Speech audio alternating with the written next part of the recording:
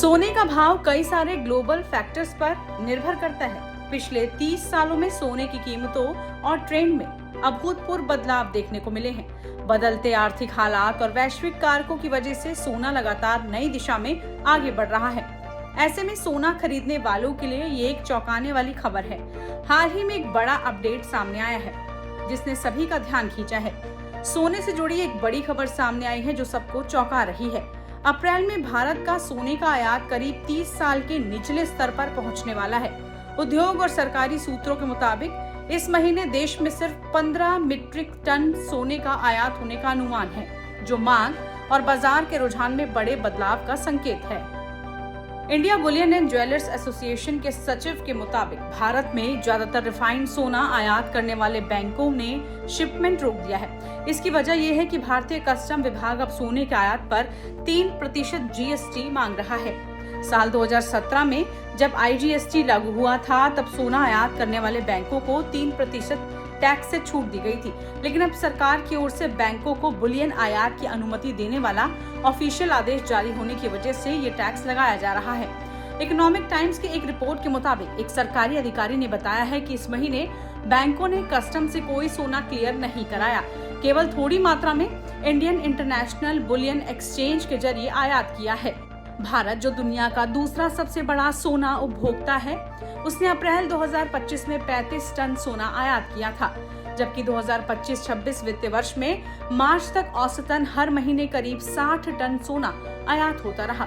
वहीं सोने के आयात पर जीएसटी को लेकर पूछे गए सवाल पर टैक्स अधिकारियों ने फिलहाल कोई जवाब नहीं दिया।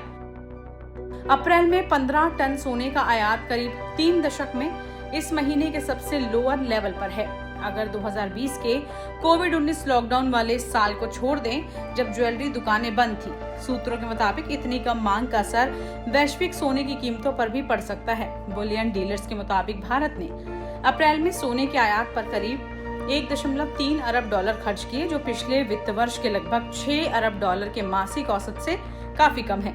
ये गिरावट तब आई जब 19 अप्रैल को अक्षय तृतीया जैसा बड़ा खरीदारी का त्योहार भी मनाया गया था। तो अगर आप आज सोना खरीदने का मन बना रहे हैं तो बाजार निकलने से पहले अपने शहर के रेट जरूर देख लें।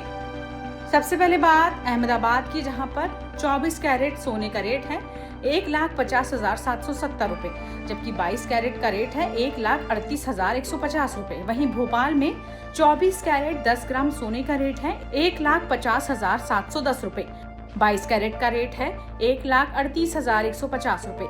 चंडीगढ़ में 1,50,660 रुपए 24 कैरेट का रेट है, जबकि 22 कैरेट का रेट है 1,38,100 रुपए।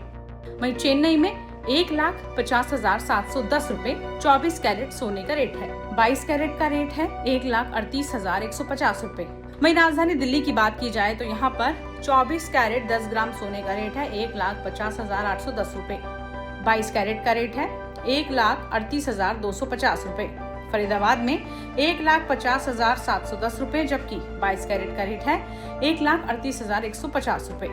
ऐसे ही गुड़गांव, जयपुर, कानपुर के भी 24 और 22 कैरेट सोने के रेट कुछ इस तरह हैं।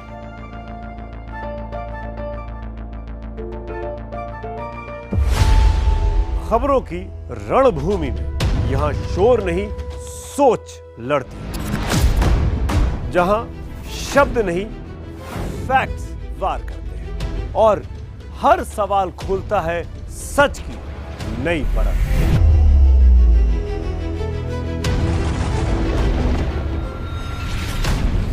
चक्रव्यूह आपके अपने सुमित अवस्थी के साथ सोमवार से शुक्रवार शाम 6:57 पर टाइम्स नाउ नव भारत पर।